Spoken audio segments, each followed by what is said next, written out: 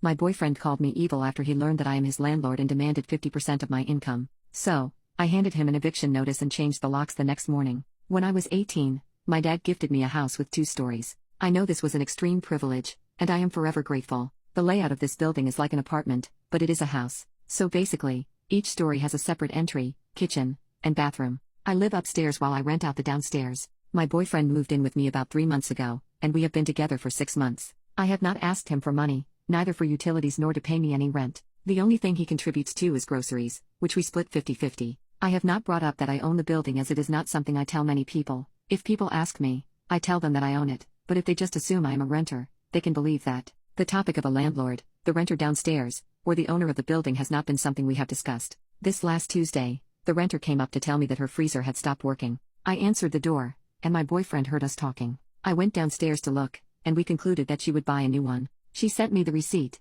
and I gave her the money. She was very grateful for this solution. When I went upstairs, my boyfriend asked if it could be fixed. I told him no, but she would buy a new one, and I would pay for it. He looked at me like I was crazy and asked me why I would pay for her freezer. I told him that because I was her landlord and the freezer was there when she started renting, I would stand for the cost. He just asked me if I was serious, to which I said I was. He began screaming at me, asking him why the hell I would hold this information from him and that I was an evil person. I said I was sorry for not telling him but did not think it would matter. He said he could not believe he was together with someone who is a landlord, that all of us just use people for money, and that the only thing we people care about is money and would rather have people be homeless than offer affordable rent. The downstairs has 1 kitchen, bath, and 4 other rooms. I charge $500 for rent. He demanded that I give him 50% of the money I make from rent, or else I was just as bad as he thought. He has not talked to me since Tuesday, and I have tried telling him I am truly sorry, but he doesn't answer me. Update: I decided I would break up with him. It may seem like an impulsive decision, but after everything, I felt that the sooner, the better it would be.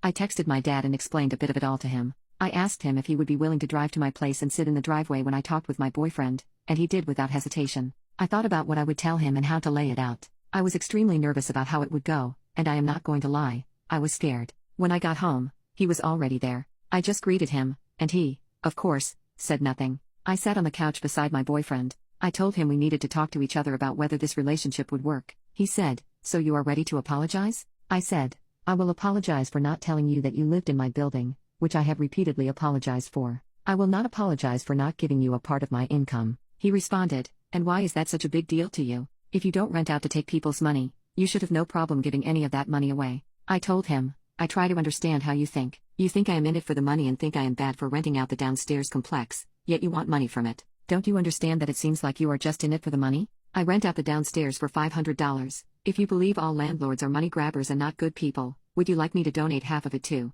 charity specifically for housing?" Around here is where the calm, collected, and fine conversation ended. My memory from all this is still all around the place. The gist is him telling me I was crazy for even thinking he wanted anything to do with the money for selfish reasons, that I should just trust what he says. He said he regretted ever meeting me and would ensure all my friends knew how I was. He said that we were through. He threw my keys at me, and he tried punching a hole in the wall, unsuccessfully. By then, I had already texted my dad, who had come in to see what he was doing. My boyfriend laughed and told us he never wanted to see us again, so he was out. This is extremely rushed, but it happened quickly and was incredibly stressful.